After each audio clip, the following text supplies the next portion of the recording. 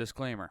You're about to listen/watch a podcast hosted by a group of friends who tend to use vulgar language and profanity, and also enjoy pounding adult beverages. Viewer discretion is advised. Lastly, we may be making some bold statements. All views and statements made in this podcast do not reflect the views of any sponsors, guests, followers, or any supporters of this podcast. So be cool and don't get offended. Thank you for watching, and we hope you enjoy.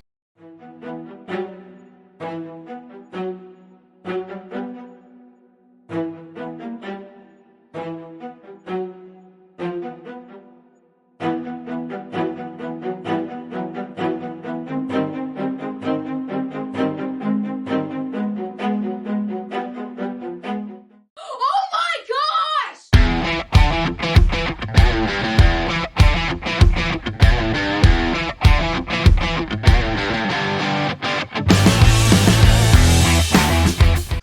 All right, welcome everyone to Slow. Oh yeah, we got the thing now. What is this? Episode 28, and we have a very special guest, Mr. Ryan Lutz, joining us today. Taylor, would you like to talk about what we're gonna go over with Mr. Ryan Lutz? Yeah, this episode's all dedicated to Ryan joining us. So hopefully you guys enjoy and our dialogue back and forth. Ryan, so thank you for joining us. Awesome. You are number 10 in the top 25 list, and also number 6 in our point series list, where we have a point series for all the races through the United States only, to kind of eliminate some of the other races, so it's only the U.S. drivers.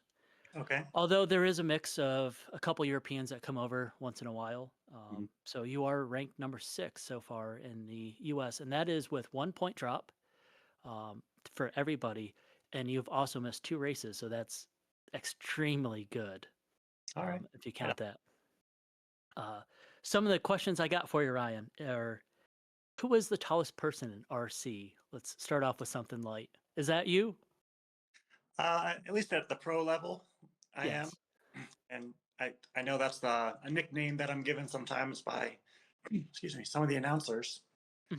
Oh man, but I've met a couple people at a couple races that are an inch or two taller than me. Okay. All right. Yeah. Do you feel like you have a advantage too of also being so tall as well?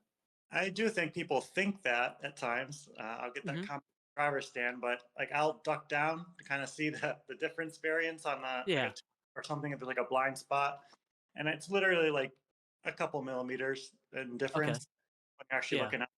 Not that big, but I guess it's not a hindrance. We'll put it that way. Yeah. Except us, the driver's stand has a roof, and I've had Oh, times where my head's like right at it, or I have yeah. to up there and I risk hitting my head. So Mhm. yeah. So Paul Ciccarello, if you're listening to this, I just want to let you know he doesn't have any advantage or anything like that. Sorry, Paul. Sorry. Yep. So what are your plans for the rest of the season? I know AMS is coming up here soon, and then leading into the 2026 season. Yeah, so I got 3 races most likely planned out for the rest of the year. I have AMS. Then the weekend after that, I'm gonna go to Thornhill and for the Thornhill Masters. So I'm gonna run Okay. 40 plus for the first time ever. And Really? yeah, just thought it'd be it's where the world is at next year. So I Yep. want to track time as much track time as I can there, and it'll be a nice low stress event. Not having all the pros there and everything. So be a good way for me to try the MP11 there for the first time and start to develop a setup as we get closer to Worlds. And then after that, the US Open the second week of December. Also, I kind of skipped over too. I wanted to preface that you had some really good interviews with Lefty on both No Name RC podcast episode 320 and 182. I re-listened to some of those, so I didn't want to ask you some of the same questions. So this could be our own unique original podcast. So any of the questions that we don't ask for some of our listeners, maybe you could go back and re-listen to those ones. So maybe they'll fill in the gaps there. So you're known as one of the nicest guys in RC, Ryan, for a good reason. What are some good words of wisdom that you could pass down to other RC racers in our community? Just be helpful. See if you see somebody that needs help on the track or with their setup or anything else. If you're out there marshaling and you see a car doing certain things. You can go up to somebody and offer some suggestions on ways they can maybe make it better. Volunteer marshaling, especially starting out when I was first bumping into the pro ranks, I'd volunteer marshal a lot. So I was constantly having the announcers announce me and thank me, and then also thanking my sponsors because of that. So that was always a good way just to promote, even if my result wasn't always the best. I would still get the announcements out there, and I thought that was pretty helpful as well. So just being available, being helpful, being approachable. That's a great tip. What are your thoughts on Rospeed's new ownership? Were you nervous when you first heard about that? How do you think that'll affect the product or your relation with the tire company? Any things like that? What are your thoughts on that, Ryan? Yeah, it should be very good. At first, I was surprised because I mean that's Jason's baby. That's what Yeah. he created that brand and everything. But he told me the whole reasoning why, and it's totally understandable. Gives him and his wife time to kind of spend more time together, not be so stressed over the business end of it.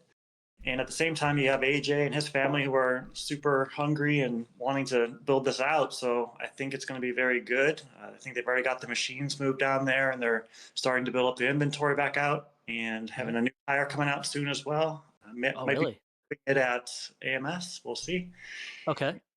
So already some good things in the works coming out, and they're planning on having like a mobile van going to all the big races. So having a presence at all the Wow. events, that support should be very good. Are you able to give us any insight on the new tire releasing, or is that going to be kept under wraps until after AMS? We'll wait till they release it, but Okay.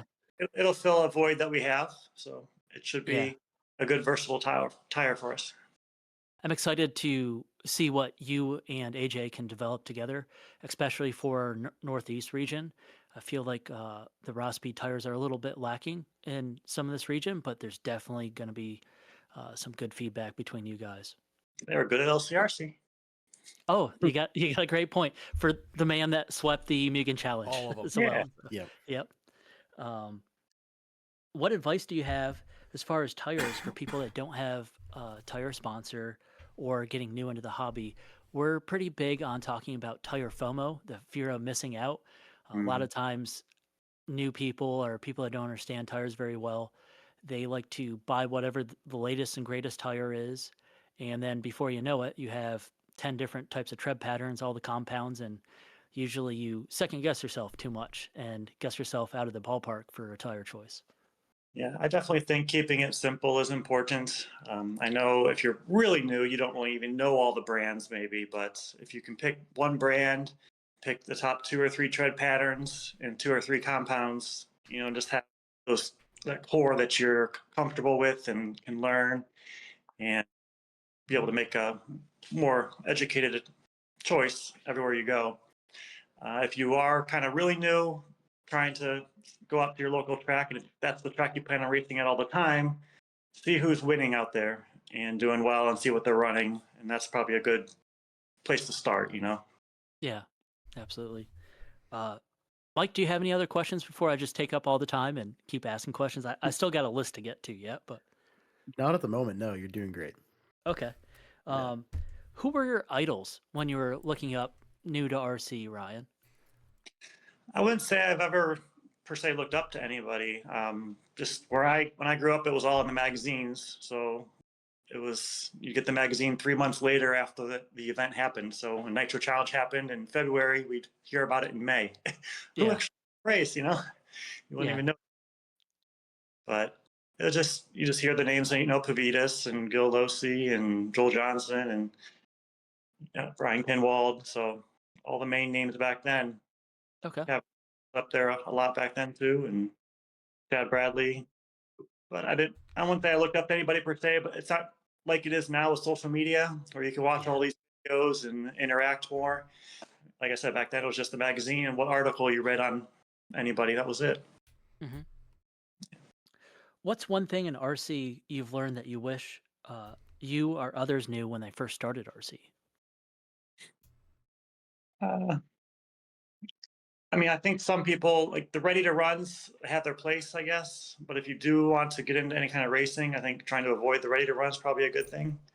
Yeah, Just getting a race kit and nowadays there's so many videos and information out there where you can find, how to build them well, I think, overall. And there's a lot of people that are willing to help, just even if you go to the local hobby shop and ask them like to look it over or something.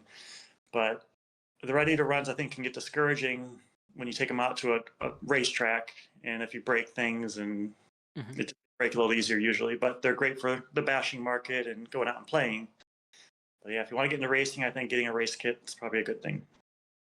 Would you suggest also wherever you're going to race at the most to probably run the brand where they have the support there for the hobby shop, things like that? Sometimes we kind of preach that a little bit to some people. I don't know if you have the same views or not.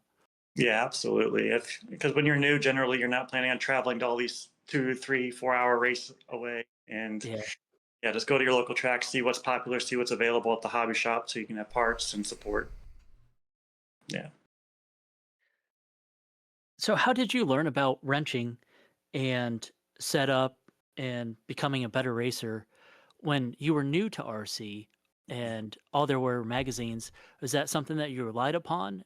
Obviously, YouTube wasn't really quite so prevalent or even started back then. Unfortunately, it is now. And then I even have it here, the Invisible Speed book. We have so many new things available to us. How different was it back then when you're trying to learn about the cars, things that do, and what made you better back then?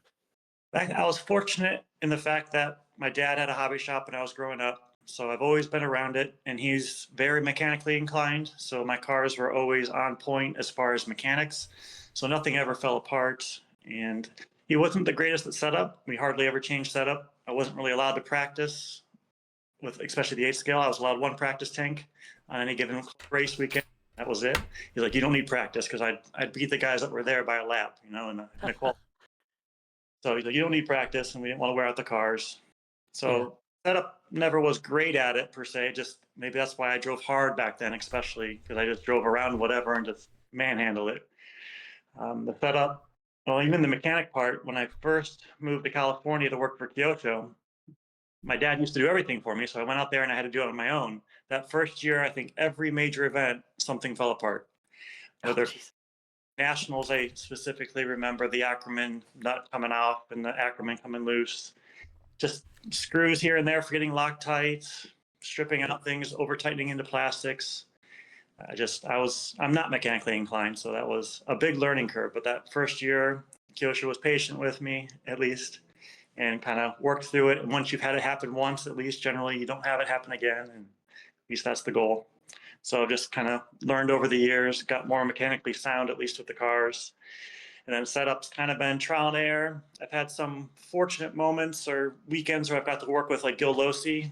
He's been the most helpful when I've been able to work with him.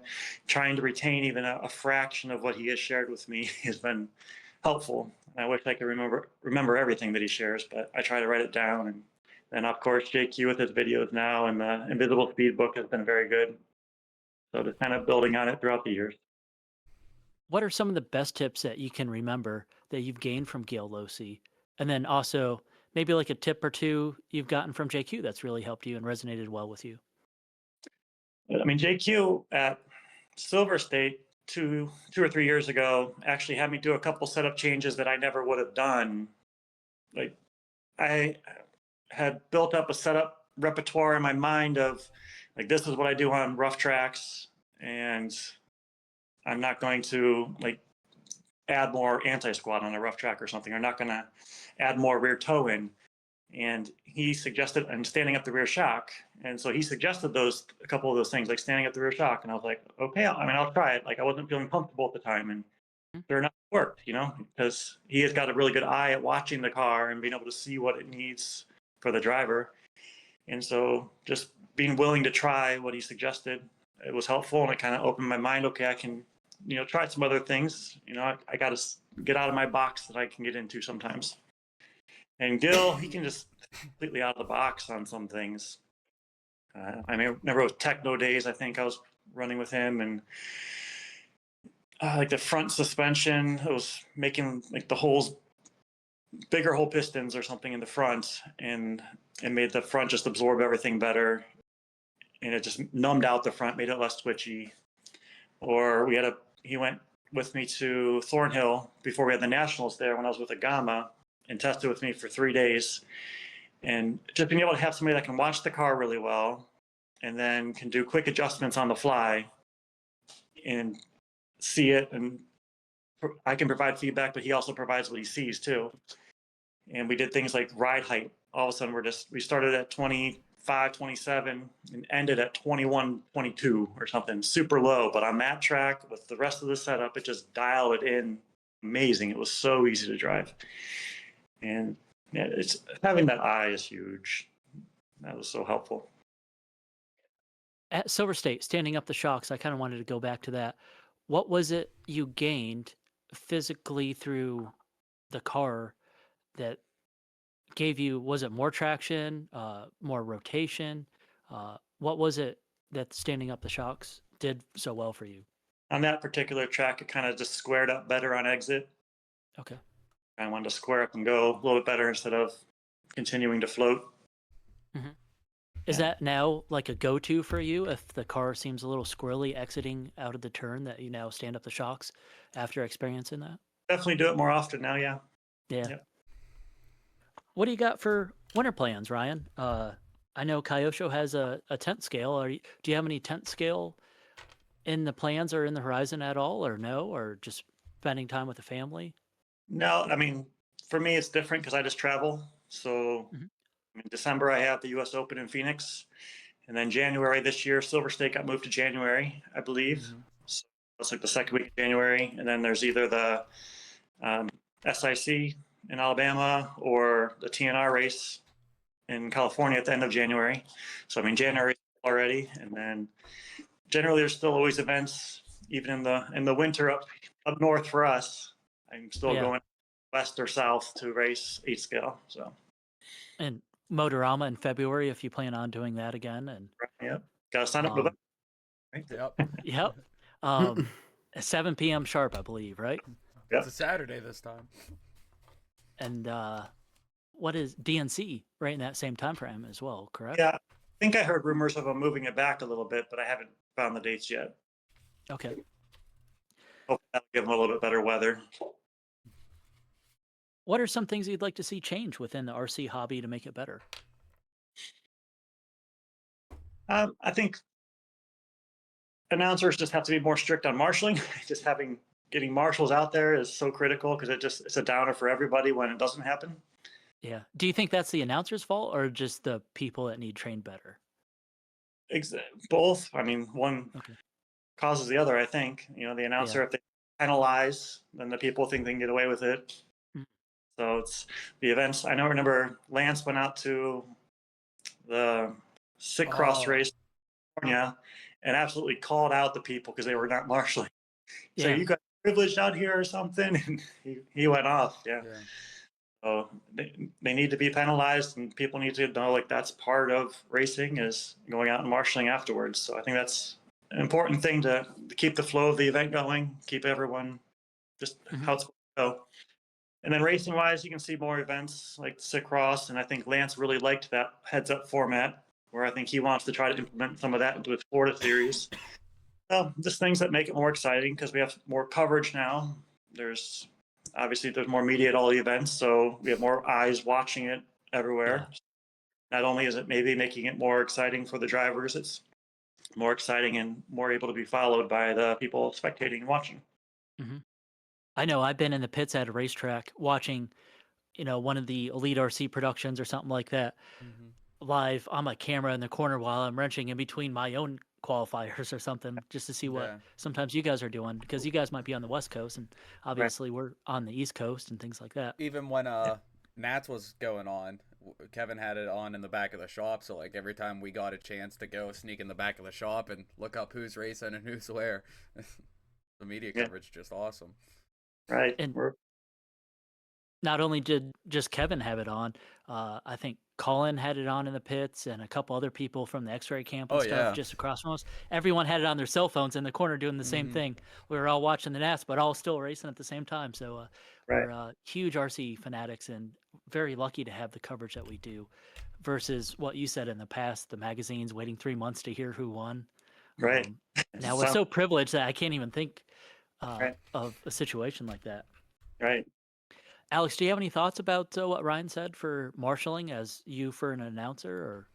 Or No, I completely agree with Ryan. I think because I even like at LCRC, I noticed like once you penalize that first person, then it's like, well, first of all, after you penalize that person, all of a sudden they come out of nowhere, right?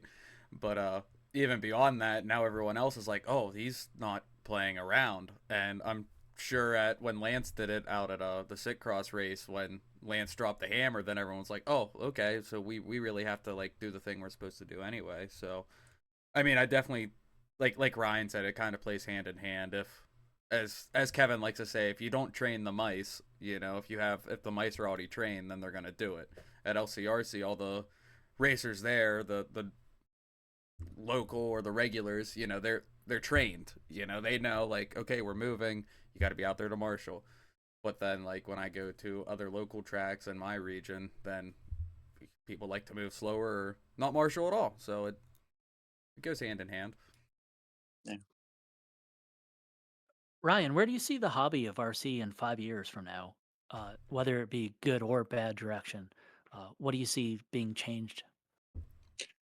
I think it can continue to grow just because obviously these ready to run brands, Traxxas and Arma, brands like that have brought a huge audience to RC. So people more than ever know about it. And then all these TikToks and Reels and everything else on Facebook that people get shown. And so, I mean, people definitely know about it. So we just got to make it an inviting atmosphere that people want to join in with the racing part and be competitive, but also know they can come out and just have fun in a class that suits them and not have to compete against the best guys right away, but Hmm. fun to go out and do. I think maybe events need to be made, especially for club racing, a little shorter. That way you're not taking up a whole day or a whole weekend for somebody, Yeah. but or even having just different events that are more geared towards that. Yeah. What's your favorite track to go to of all? You're somebody that's now traveled the world to do this. You've experienced so many different tracks, so many different surfaces, even on one single track too. Speaking of the one in France, and um, what's your favorite track you've been to now? I don't know if I can just pick one. I enjoy. Well, oh, Who would we still there? Yep. Nope, There you you go. yep, you're back. froze. You just cut out. Okay, so the France one was a lot of fun, Mhm. and the multi-surface, that was my first time doing a surface like that. Thornhill is always a lot of fun, but I also liked Thornhill before it had the roof on it. It was Okay. 2 lanes deeper and 2 lanes wider than what it is now. I mean, it was a huge track, so that was fun too. Um, I just raced VRC. My son set it back up again, and I tried the Argentina World Track, and I remember how much Oh. fun. So there's been blessed to go around the world and run at a lot of really fun tracks.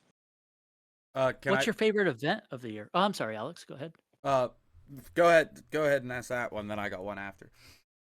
Yeah, we got like the World Championships are always the one that we want to go to and attend, and then the nationals, they seem to be the most prestigious and the one that you just gear up towards throughout the year.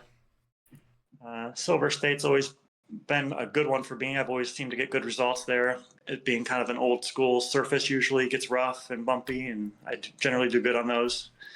So I always like that too. So Alex?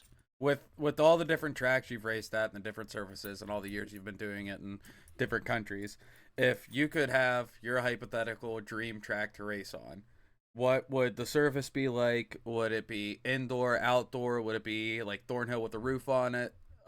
What would your pick be if you could just build your perfect facility to go race at, Ryan? I guess I like Wicked Weekend. I always say is my favorite venue.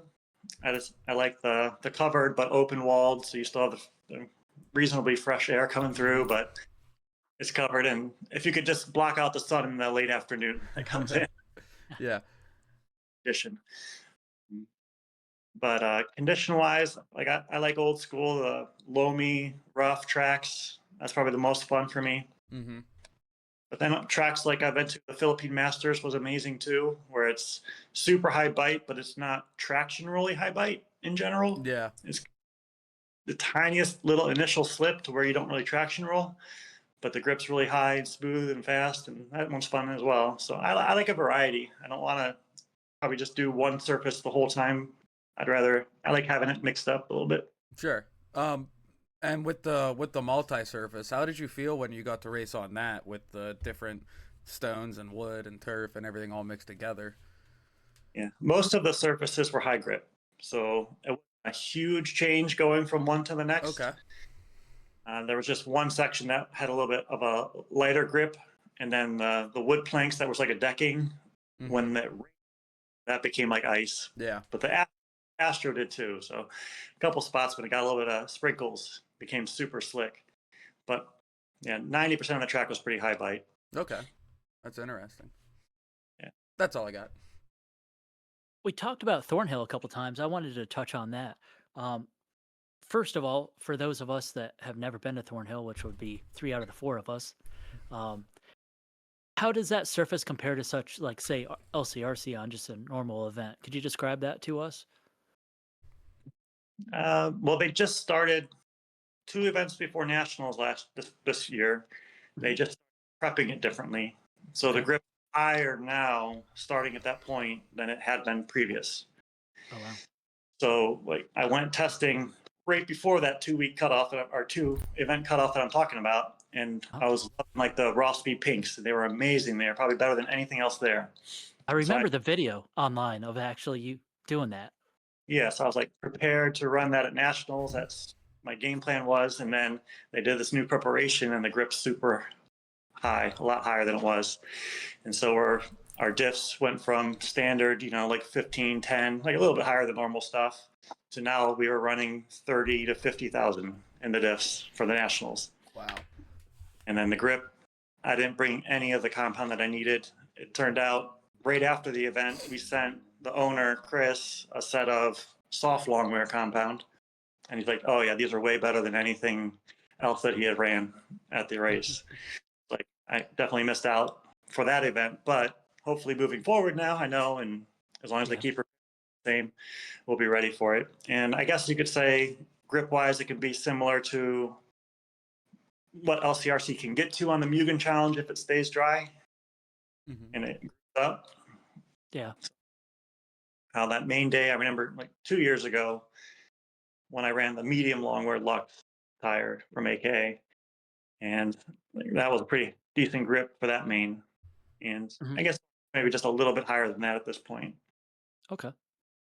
And you touched on that you're going to Thornhill again. Do you have any more plans to go to Thornhill after that as well in preparation for the upcoming Worlds next year? How all are you preparing for Worlds in 2026? Yeah, we'll definitely be seeing what other events they put on next year and when they are. I mean, there's always a Worlds warm-up event.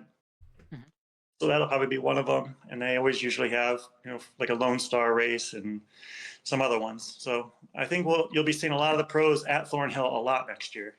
Yeah. Our nationals next year in Chico, in California. So I don't know the dates yet. Normally they're in June, so we'll see if that's when they are. But that'll be for all 4 classes again. And that should be good at A mains track. So, and that'll be not terrible practice for Thornhill, because that'll be pretty high grip as well. Hot temperatures.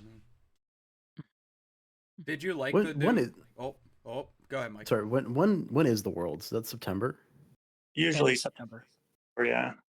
So is it still hot in Texas in September? Oh yeah. Okay. 90s, yeah, Just hundreds. All right. It could be 80s up to 100, yeah. With the Nats, the new format they did this year, how did you like that, Ryan? Running all 4 classes instead of separating electric and fuel. It was insane the first part of it, because they did the 3 non-primary. They did e-buggy, nitro truck, and e-truggy all together, and it was just the busiest any of us have ever felt at an event, as far as trying to make any kind of changes, having time, getting anything. It was insane that first 3 days. And the track was changing a lot too, in the first few days, wasn't it? Yeah, because that's when it's coming in and whatnot. So my suggestion was actually, because they had a number of drivers that came just for the nitro buggy, or vice versa, and the people that came just for Nitro Buggy didn't have any of that track time that the first 3 classes offered, Mm-hmm. My almost supposed to do it inverse and do the Nitro Buggy portion first, and then the other 3 classes last. That way, because the majority of the people do the Nitro Buggy, and that way, almost everybody that's doing Nitro Buggy is going to run any of the other classes. There's not going to be somebody that's only running the other classes and not Nitro Buggy. Right. That's my thought, at least. But I mean, I'm there to compete no matter what. So however they want to do it is fine with me. But Yeah. it was crazy busy. Did you prefer that over 2 separate events for nationals, or? Just the only reason being that the turnouts of the electrics have been reasonably low for most of the events, and they keep the event too long. So they've still kept their full format of like 5 days, but for the electric classes, and there's only 90 or 100 entries, it's like you feel like it's a big waste at that point. Like if that nationals was just a 3-day event, I think that would be better. I'd rather do that. Mm-hmm. But I'm keeping it 5 days. It felt like a waste. Yeah. Gotcha. Ryan, I wanted to touch on the MP11. We kind of talked about it before we started hitting record. What are some of the new upgrades and changes to the MP11 from the older models first? It's like 90% new. I'm actually working on a build right now that I have, and I can't see myself, so I don't know how much is in screen, but Pretty much all of it. okay. So one of the biggest things that comes with the aluminum caster blocks in the kit, which most all the previous models were plastic. So that's a huge, $100+ upgrade that's in the kit. So that's a big reason why the price is a little bit more, but that's a justification for it. And then easier access diffs. You just have the 2 screws here, 2 on the bottom, and then the sway bar. You can take the diff out front and rear and leave the hinge pins all attached. Some things that other companies have done for a while that we've been behind on, but it's nice to see it finally done and done really well here. And they got the Mod 8 gearing, which we've generally found just to be a little bit smoother feeling overall. Mm-hmm. And yeah, the car is capable of a lot more droop than the previous versions. So especially on the front, I feel like that's really helping with landings. But like I said, the whole front and rear clips, the whole layout, it's all new. Everything except the diff themselves and the shocks themselves. And in the diffs, they have nicer gears now as well. So you don't have to sand them or anything. They're super smooth out of the kit. So it's refined. They did a really good job with it, and it's super easy to drive. Like I just put the box stock setup just to try it on my home track, and it was just like, this thing's just easy. And I've been hearing that same report from a lot of other team drivers, a lot of other people that have got the car. There's like, it's easy to drive. So it's been very positive so far. Any tips for people building the cars? Because I know a lot of people up here in the Northeast have purchased the kits, or they're on the way and they plan on building them over winter for the spring season. Yeah, the only thing that I do outside of what the manual shows is how the diffs slide in.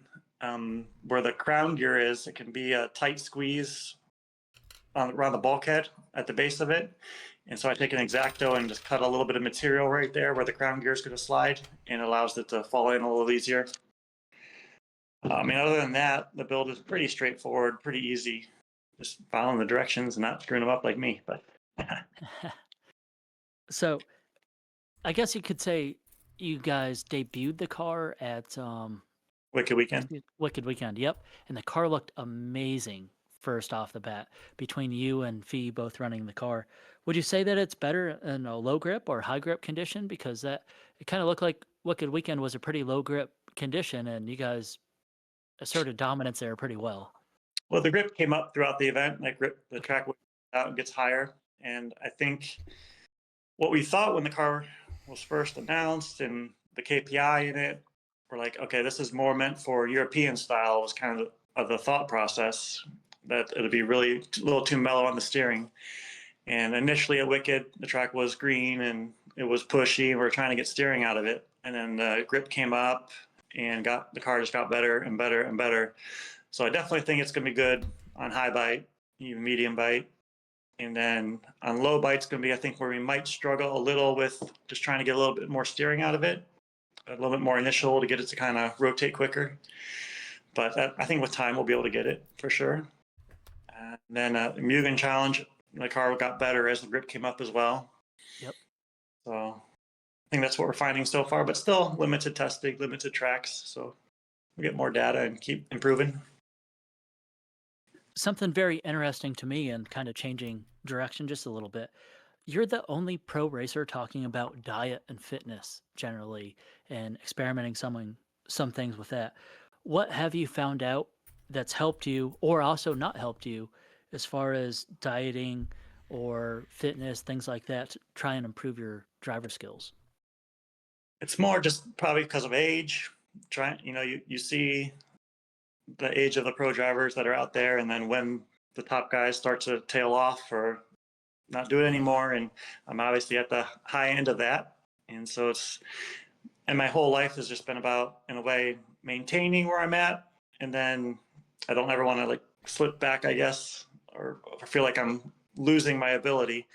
So as we're getting older, I'm trying to just eat better. So and that's part of it's just our family, how we eat. I have 2 kids that are gluten free as well. So my wife's had health challenges for many different things. So we've tried many different eating habits, and right now we're basically cutting most all sugar, which I feel has been beneficial in many regards.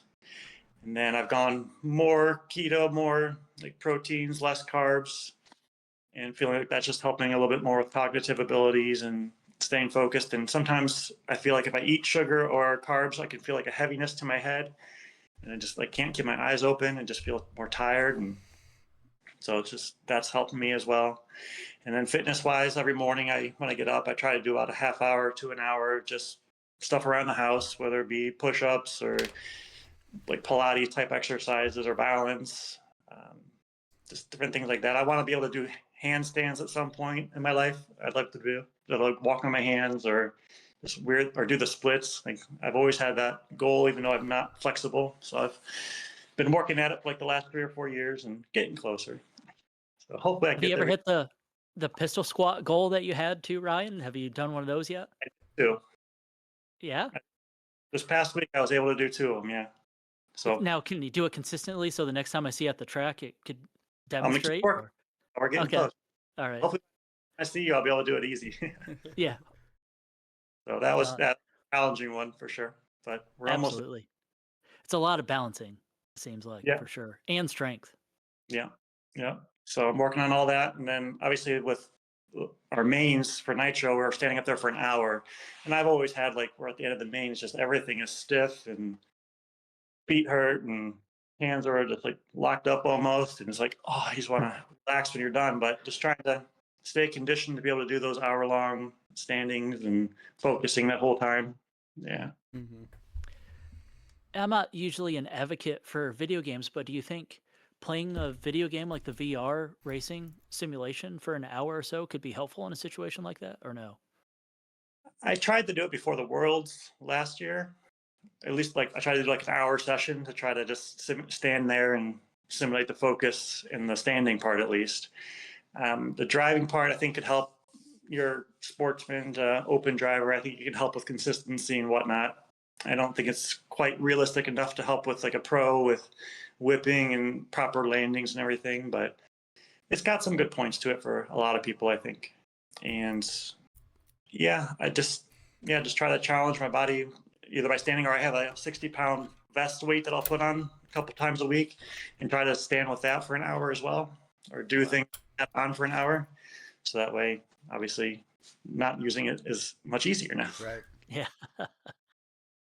For those with a family, Ryan, how do you balance a family of 4, traveling, wrenching, everything else, and all that? Like it Yeah, seems to be quite challenging to do all that. it is absolutely challenging, and it's probably the hardest part of the job is how much I have to travel and be away from the family, and then Mhm. my wife with her health concerns as well. It can be daunting when, like, my mother-in-law who stays with us sometimes, but like right now she's out in California, so I don't have that help, and it can be challenging. Um, but when I'm home, just trying to play games with the kids or help with the school, the younger ones with maybe their spelling or whatnot, whenever I can help. And then obviously when I'm home, we're always doing dinners together. We have the family dinner all the time, every night. And just, I guess, trying to be available. Like I'm in my office doing either orders or working on the websites or building my kits for the next race or social media and whatnot. But at least I'm home and available for questions, or like I can be kind of flexible to go play a game here or there. And Yeah. yeah. Your oldest is getting ready to turn 16, right?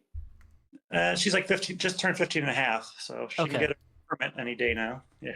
That's where I was going with this. Have you guys been practicing driving, things like that? Or Not yet. We've kind of dropped the ball a little bit on getting the paperwork for her, but Mhm. planning on that shortly.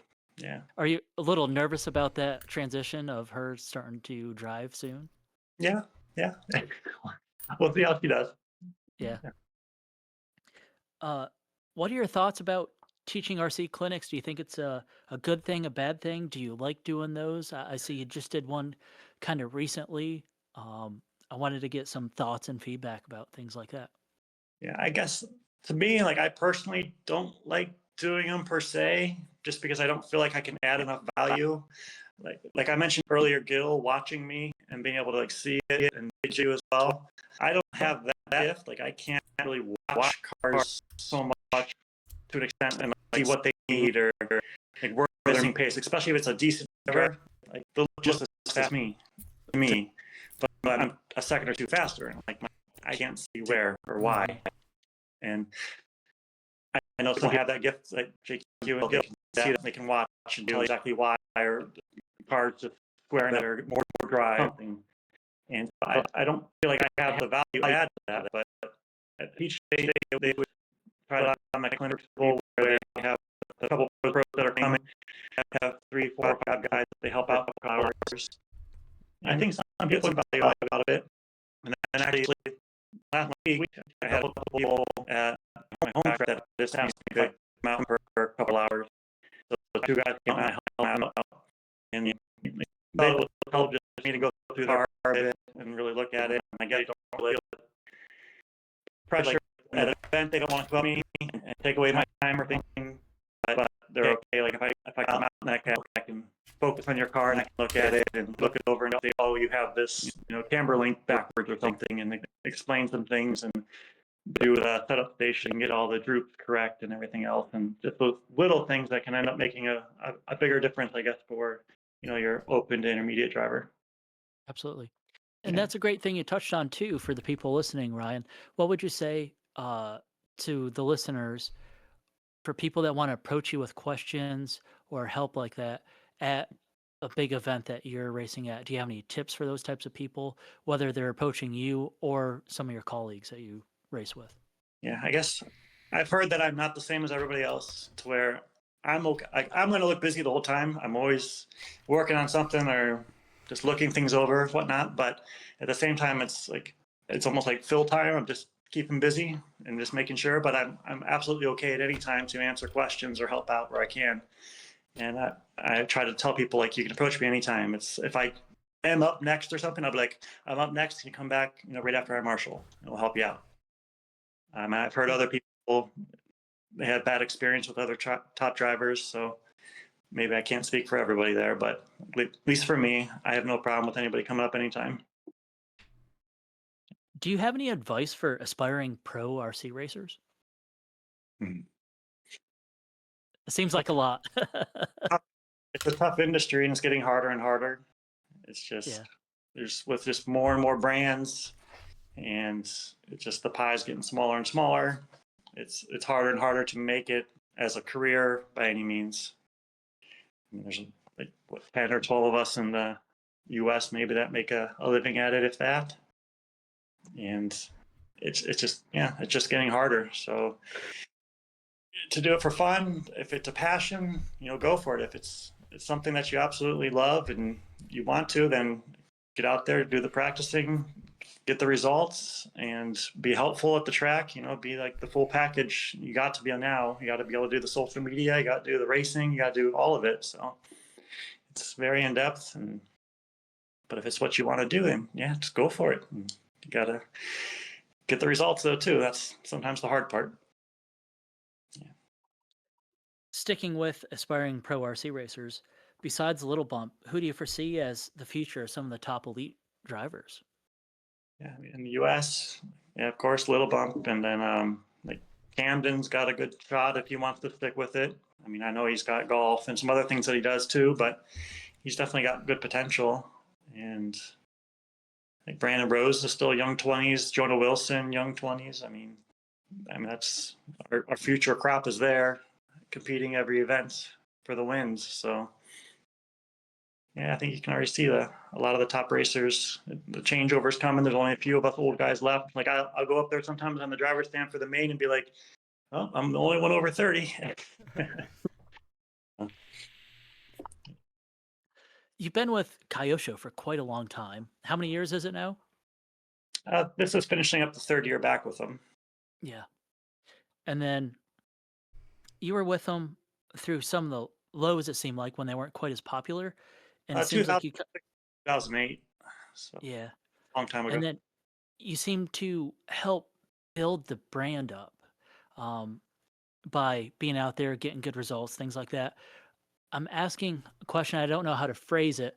Do you have any suggestions for people who are trying to build up a brand that might not be so popular, whether it's just making yourself available, getting the results? What do you think helped led to the success and be more popular of Kyosho? I think it is that. I've been out there. My second race with them was like the Nitro Challenge, and made the A in the Nitro Buggy, and was running top 5 or something. And I think I TQ'd a round of truck, and that Kyosho had been struggling for a couple of years, and so just to go out there again and put that result out there right away was just huge, I think. And I mean, the results, of course, are one of the biggest things. And then, yeah, having the social media presence, I think I was just fortunate in that regard, because I was doing those onboards for a couple of years before they became popular. And posting some of those on Facebook, they just had tons of views and tons of people liked my page because of it. And so just build that social media following, and that's always helpful nowadays. And same with the YouTube, that one of the first onboard I ever did at Padova in Italy got over 1 million views back in the day. And that was just huge for my channel, huge for just people just seeing my name and everything else. And I think I was fortunate to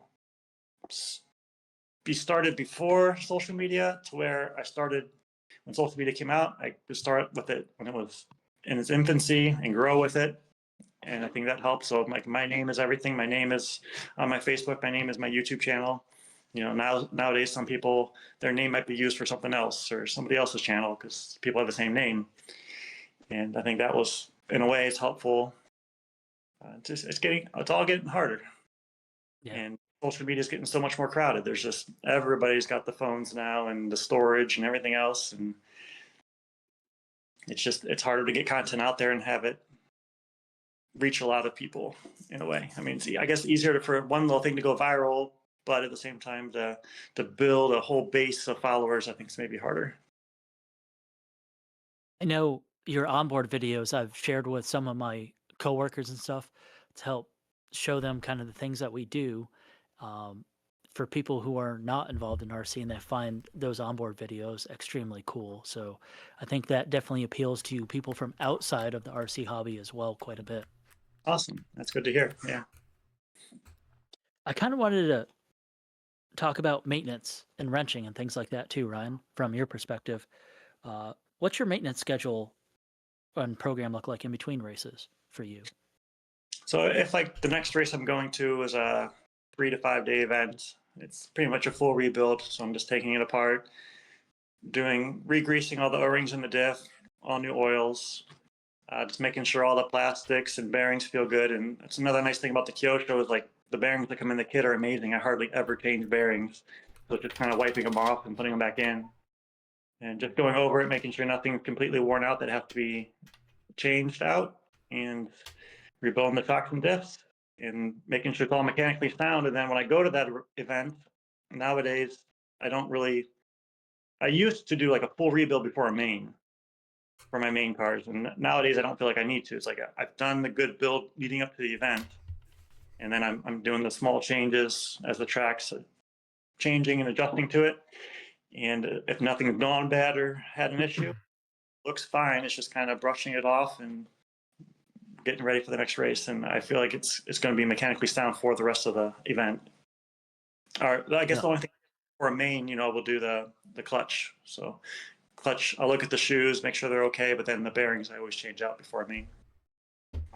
I was just gonna ask you a question about that. So, like, going into a nitro main, you don't rebuild your whole car anymore. But No. what do you check every single time, like religiously, to like, I don't know, to make it right in your head to where my car is going to finish this race. You know what I mean? Yeah, replace the clutch bearings and change the exhaust. Yeah. Okay. Those are probably the main two things, because gaskets, as soon as you start to get an air leak in there or whatnot, then the engine's not running right. Oh, and then checking the brakes. I'm always become pretty fanatical about the brakes and trying to make sure that they're smooth all the time. I check them before every run as far as the balance and how they're feeling. And then if they start to catch up, I'll take them apart and sand the pads and making sure that the disc doesn't have any burrs on it or something. You mentioned about reusing the bearings. How long will you reuse a bearing? Do you have like a lifespan of, hey, this has been in for an entire season, half a season? Is there like ever a set number for how long you'll keep the bearings in the car? Not the clutch bearings. We understand those are kind of like a throwaway, but the other bearings in the Kyosho. Now, like the wheel bearings, I don't keep track or anything. I don't have them labeled, but I'm sure I'm getting 6 to 9 months out of some of them, worth of racing. If you're not, I don't spray my car with chemicals. I don't spray it with water. I pretty much just dry clean it. And at most, I'll use a paintbrush and have simple green. I'll spray a little bit on the tip of the paintbrush and brush it on the plastics, and then use a microfiber to wipe it clean. That's the extent of my cleaning. I don't have, my car's not the cleanest looking car generally, but I'm not getting stuff in the bearings to ruin them. I'm not getting stuff in the hinge pins to make them bind up. And like a couple years ago, I tried N Dust, and I was trying that to clean the car.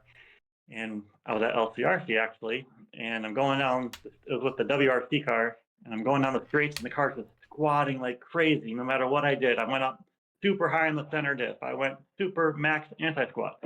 The car's squatting like crazy. And I mentioned it to Jared Wiggins. He's like, "Oh, the N Dust squat. Like, what's that?" He's like, "It gets in all the ball link joints and the hinge pins and everything. It just, the car loses all its support and just squats." So I mean, there's things you're putting on the car that's affecting how it's riding and supporting itself. What about glow plugs as far as that goes? Do you have a program? Do you change one before every nitro main? Do you change them during practice? What's your schedule for glow plug changes? Normally, for most of the races, I'll change it before the main. Otherwise, at the Worlds, I'll change it before the last qualifier. So you've got a run on it that you're comfortable that it's going to stay running, just in case you got a bad one or something. But otherwise, it's just as long as the engine's running right, generally don't it. But if you have like a time where the engine got really hot one run or something happened or it's not tuning quite right, then take a look at the glow plug and just see. But for sure, before every main, I'll be changing it. I know this question's a little bit track dependent, but how often are you on a fresh tire? Track dependent. Some tracks actually prefer a used tire. Yeah. And I got to get used to that or figure that out. Some tracks like a fresh tire. And I mean, if we're at the nationals where you're competing against all the other top drivers, you have to do the best you can at every run. So if a fresh tire looks better, then that's what we're running. What made me think of that is I believe it was last year, Ryan. We were in the qualifiers at LCRC, and your tires were bald. They looked like they were just about bald, and you still had about a second on Ethan Mechanic, who was probably the number 2 qualifier at the time. So it was very shocking. There's a lot of skill involved, and not so much always just the mechanics. To an extent, yeah. I mean, we can drive through a lot, but if the track can allow it, the LCRC probably had a good groove last year, I think, and there's a good groove and it's cleaned off enough, and you can get away with less tread, and a lot of times that can actually give you more grip in a way, as long as you can hang on to it. Mhm. Yeah. What do you got, Mike? I know you've been thinking of a few things. Yeah. He's gonna pull out So a C scroll. yeah. I'd say outside of RC, we've been talking a lot about RC. What do you let's see, what are your hobbies outside of RC? Like, what do you do to unwind when you're home, other than spending time with the family? Yeah, there's no time for that. it's it's family, all we got at this time. So just either playing in the backyard with the kids or making an impromptu little mini vacation with the family. Like that's one, like my schedule's semi-flexible to where we can see like, okay, a week out, I'm home for a week. Oh, there's 4 days that look beautiful. Let's go to Washington D.C. for a couple days or something and just make a trip. And we can do that sometimes last minute, or take a trip to Florida. We've done a couple times with the family to the beach or something. And so but other than that, it's just, there's no time really. I don't watch TV or sports anymore. I'll still follow like the Cleveland just to see how they're doing, but I used to watch baseball all the time, but anymore I don't watch anything.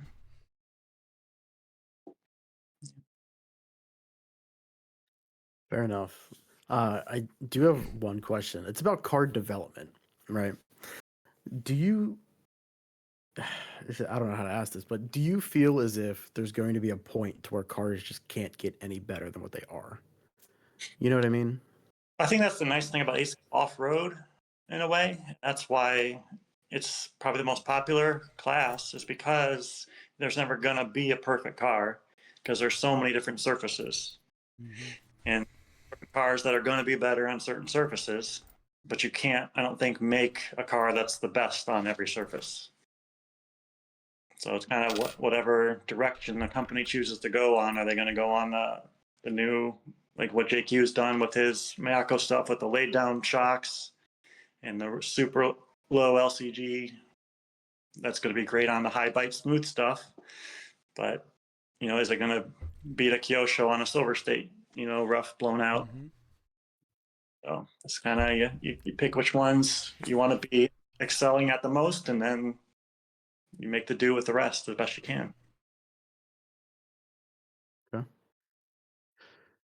So Taylor, that's what I have for now. If I think of more though. I got Alex? one. Yeah. Going back with your family life, Ryan, do the opportunities ever present themselves that you can take your family to one of the race events with you? No. No, that's unfortunate. Yeah, I mean, it is my job, so Right.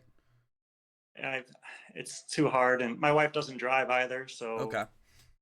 yeah, I'd be having to shuttle everybody as well, Yeah. and it just Beat too much. doesn't work. Situation, yeah. Gotcha. Taylor?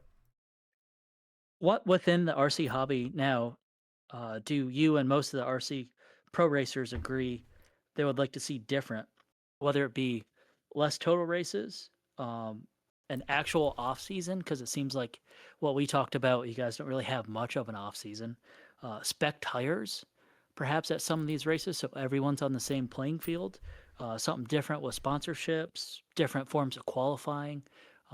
What are some of the things you guys at the elite level want to see different? It's hard to say. I mean, I don't talk with a lot of the other pros often, so I maybe don't know their feedback on this a lot. I mean, I'm okay with heads up racing sometimes, like what we did at Cycross. But again, it's almost like the different track surfaces. I like a variety, so I also like our IFMAR type qualifying as well. Sometimes where you're against the clock, and I think there's a time and a place for all of it. And I think if all races were the same way, it wouldn't be as fun. I like the variety, and making it more fun. Yeah, I don't know. Hard to say. Yeah. Do you ever run into problems with the IFMAR style qualifying at some races, like the say first qualifier and they're not sorted yet, Right. and it's difficult with some sportsman drivers maybe in the way, things like that. Would you like to see seating or anything like that different to help fix those situations, Ryan, or no? Yeah, I'm okay with that. Seating helps out. I mean, I don't get as upset about it as I know some of the other guys do. You hear that. I'm getting upset if a sportsman guy got in the way or whatnot. And I mean, the sportsman guy doesn't feel good about it either. You know, they don't want to be in the way per se, but and then they having to move out of the way a lot. So I got no problem with seating if it fits into the program. Yeah. But at the same time, or as long as it's like a full random sort, then it's okay, I think. Sometimes it just seems maybe not even possible in the daytime, depending on the size of the race with seating, unfortunately. Right. With some of the big ones, like P&B or anything like that. Right. Alex, what else you got? I had one and it ran away on me. Well, here, while you think. So Ryan, let's say the normal racing thing, right? Like qualifying against the clock, mains, your week's over. Do you?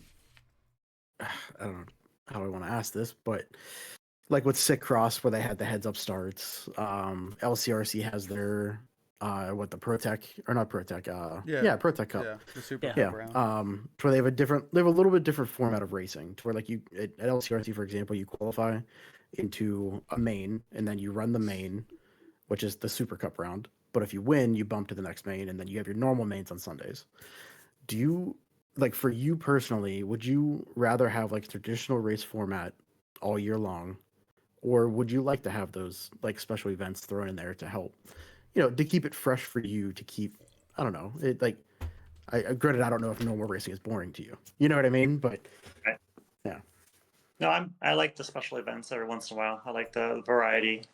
Just keeps it different, something new to try and try to do your best at. I mean, Sick Cross was really challenging with the heads up, with the gates.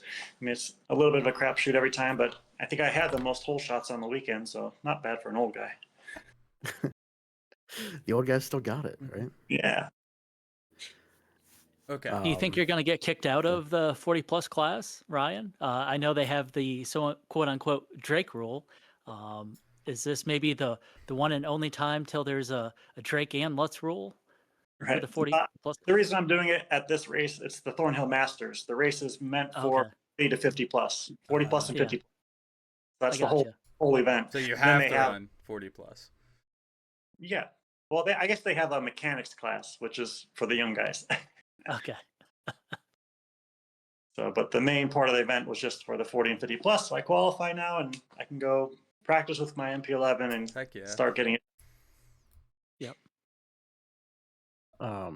Say going back a little ways in what Taylor was talking about, to where you'd mentioned like Fee and a couple other, or what, Mason, a couple of the younger guys just getting really good. I don't know how much racing you did locally in Ohio this year or in the last couple of years, but looking at Spencer and Joey, like, they were really young a couple years ago and super fast, and now they're up there, right? Do you see anybody else locally in your area that is like the next Joey or Spencer? Right. I haven't, unfortunately, driven much locally, but yeah, Joey is another one definitely that can definitely have the potential. He's definitely driven to do well and he's had a few moments of brilliance coming up there, and if he sticks with it, I think he can definitely do something with his program too. Yeah. But anybody else at the moment, I haven't really seen, I don't think. This is kind of a Alex question. Leading on to that, being somebody that tours the entire world and the country, what part in the country do you think has the fastest region of drivers? Not so much, I'm going to say the elite drivers, Ryan, because you guys all come from different areas and congregate at the same location.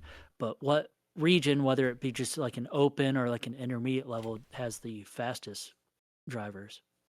I mean, I always would have used to say probably California, but I mean, Ohio's pretty fast. I mean, it's talking more of like the top guys, like a Mhm. group of top guys. I mean, remember Nationals last year when Bornhorse was still going too. we had 4 Ohio's in the A main in nitro Wow. buggy. Yeah. So Ohio's been pretty competitive for sure. And then Arizona, of course, has always had a bunch of good top guys as well. But I think our like the Ohio, Wisconsin, Pennsylvania, Upper Midwest type, pretty decent group depth, you know. Mm-hmm. Yeah. Then the Southwest, and then Florida. I guess the race all year long, and That Mhm. helps. yeah. What do you think creates that sort of atmosphere to help breed some of the fastest drivers in a region? What would help it? What helps create it? Whether it's the tracks, the atmosphere, the people, certain brands of cars they run, anything. What do you have for Right. ideas? Yeah, I don't know why like Ohio had so many top drivers per se. Mhm. It doesn't totally make sense because we don't have a lot of tracks, and No. yeah, I don't know why.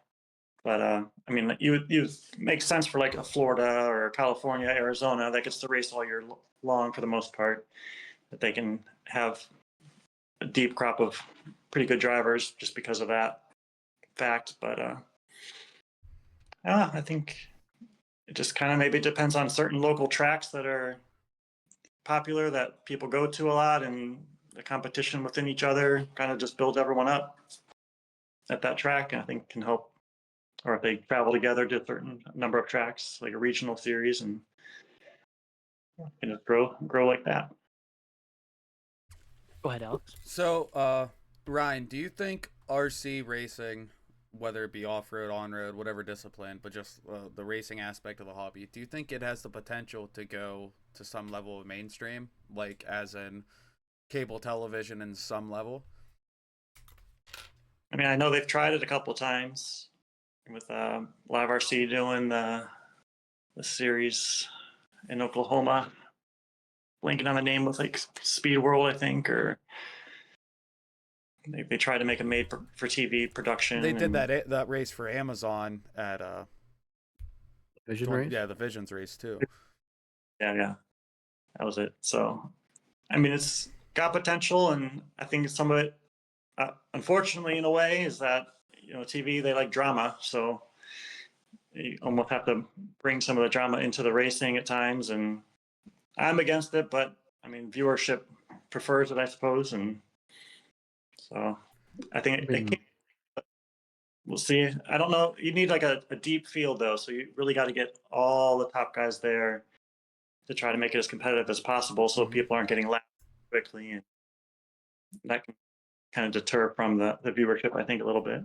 So this could get two different answers. This next question here, but based on that, do you think like if we followed like NASCAR or F1 or any like other racing series in the sense of RC having their own yearly series of whatever, February through November or whatever time frame you want to say, do you think a series like that could increase potential viewership to make it more mainstream? And then also, how would you feel about the hobby switching to something like that for the pro drivers? I think it could. And I think the hard thing would be you would definitely need out of industry sponsorship for it, Mm-hmm. because companies there's just not enough margin, they're so spread out anymore with, like I said, how many brands there are. So it's just not big enough for the industry itself to support itself in that regard, to make the events like that and send all their drivers to all these different races like that, Right. in a way. Right. Yeah. That's basically what JQ was trying to do with that series Yeah. that he was doing. Yeah. Just not enough of the industry was willing to get behind it to do it at this point. Yeah. And unfortunately, I see recession coming, unfortunately, in the U.S. So it's like I don't see that happening anytime soon, personally, but we'll see. Hopefully, I'm wrong. Yeah. No, I think that thing with the RCGP, I think that was like one of the coolest things ever. But Yeah. in my eyes, like I think JQ did it well, but I almost think he went too big at first, personally. Like doing it the whole world is obviously the greatest thing ever, but like you said, Ryan, there's just not enough money floating around in our niche hobby to Yeah. fund it for everyone to make sense. Right. So Yeah. Unfortunate reality at the moment, but yeah. maybe. So now with your own life, how long do you plan on racing for? Do you have any plans, or are you just gonna keep going until you can't? Kind of contemplating that all the time. So, just going through next year. Basically, all my contracts were a 2-year deal, so going through the World's Year next year, and it's kind of how my deals have been for a number of years now. So, as we near next year, it's kind of reassessing everything. Do I want to continue to do it? Do they want to continue to support me? And make that decision at that point. So, been praying about it, seeing if the Lord wants me to stay in RC or move elsewhere. We'll see. Don't know. I can't give you a definitive yet, but Sure. Lord willing, I'll go racing next year. Yeah. Sweet.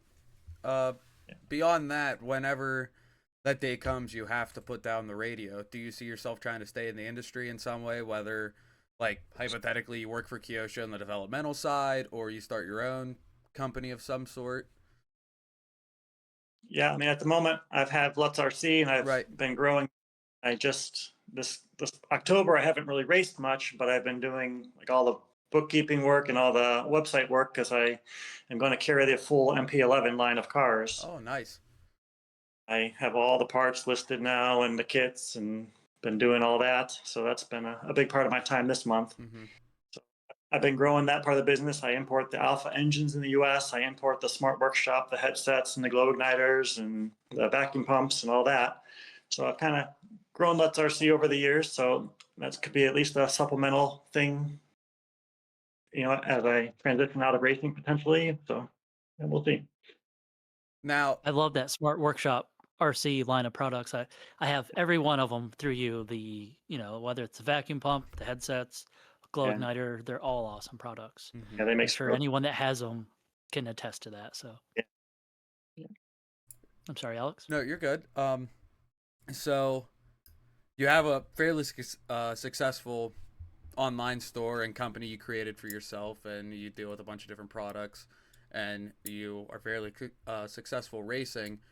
Would you recommend to the younger drivers up and coming that are pursuing the racing full time, the Joey Bourdons, the Spencer Heckerts, the Camden Limes, would you kind of recommend to them that they should try to start their own online thing on their own, or some little company of their own too, to help supplement, especially when it gets to the point of supporting a family like you do yourself? Yeah, they want to have longevity in it. I think it definitely can help. It's having that backstop in a way, and it's yeah, it's the path that I went. I don't know if I can necessarily prescribe it to anybody else, but at the same time, it's like for the very top tier drivers, it's like you want their focus in a way just to be solely on the racing and Mm-hmm. like, everything. If you're like, I think associated, that's what they're really good at, is cultivating that kind of mindset, as far as the winning of the racing and winning the world championships, is like just like that be their main focus of those top drivers. Mm-hmm. So my focus goes multi different directions, supporting people and the brands that I'm trying to carry on the websites and everything else. And so I don't have a lot of time to practice and things like that. Whereas maybe these younger guys that have the time to practice, don't have a family yet, they can just dedicate, get the result portion of it, I guess. And then Right. at the events, helpful as possible with helping other people and volunteering where they can, kind of building their name that way. Yeah, also what you're doing with your own shop, it kind of seems, at least at the U.S. level, it's kind of I don't know if it's quite a trend yet, but I mean, Wiggins has his own shop, Jared Tebow has his own shop, and then Drake Yeah. has his whole thing with Mugen. So it's kind of almost, to me, it's almost seeming like the way to do it in a smart way, to me, like financially at least, and still have enough money to do everything you want, and then still do the thing you love. You know what I mean? Yeah, especially as most of the names that you mentioned are nearing the ends Right. of the career. So yeah, it's kind of like the transition phase, I guess. Right. But yeah, that's all I got on that. So, Taylor, Mike. Mike, do you have anything else? No, I don't. I don't want to keep you too long, Ryan. Do you want to wrap this up, guys? I don't have anything else.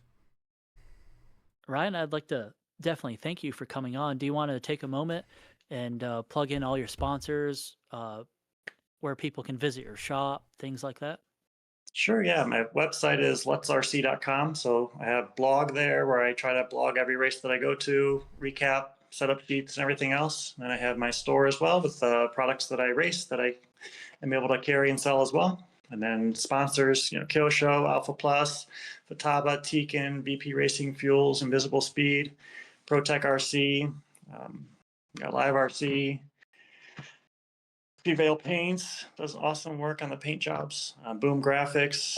So yeah, all of them for supporting me for many of them for over a decade. So it's been awesome. And Awesome. thank you for having me on. I appreciate it. Thank you for joining. We've been looking thanks forward for to it, joining Ryan. us. Yeah. Thank you. Well, so I guess We go. well, I say we all hope to see you more at LCRC Yeah. this year, but we'll see how that works out. Yeah. A So, lot of so we'll see how much we can make it. Hopefully at least the Mugen Challenge, but And I think we will definitely see you at, if you're going, we will see you at Motorama. drama, yeah. So, yeah. Yeah. Until DNC, like I said, DNC dates yet, but I think they moved that later, so probably should be good for Motorama. Okay. Sweet. You gonna pick up a 4-wheel drive short course truck for that one, Ryan, or? Probably not. Okay. Taylor will give Will you you one. Yeah. Yeah. I'll give you a loaner. Yeah. I gave the last I time I have gave one out here the you can loaner. We borrow. have my own loaners. self. Yeah. We'll think it's of literally sitting right here. it. Nice. But do you guys have any final comments, Taylor and Mike? No, just thank you for coming on, Ryan. It's Yeah. been a pleasure. I appreciate it, and it's awesome working with you at the track. So it's been great. Appreciate it. Thanks, Taylor. Thank you, Alex. Thank you, Mike, for having me on. Yep. And Mike, do you have any last words? No, thanks Ryan for joining, and thank you all for watching. So, Yep. yeah. Awesome. I want to shout out ACS, LCRC, all the normal people we always shout out. Shout out all the viewers. Make sure to like, share, subscribe, and thank you so much, Ryan Lutz, for joining. It was awesome to sit down and talk with you for a little bit and get to know you a little better, and hope everyone else enjoys. So until the next one, remember to keep it on its wheels, keep it between the pipes. And Ryan, we always ask our guests, what do we say? I was not. What do we? Slow is fast. Slow as fast. That's it. See everyone later. There you go. Yeah.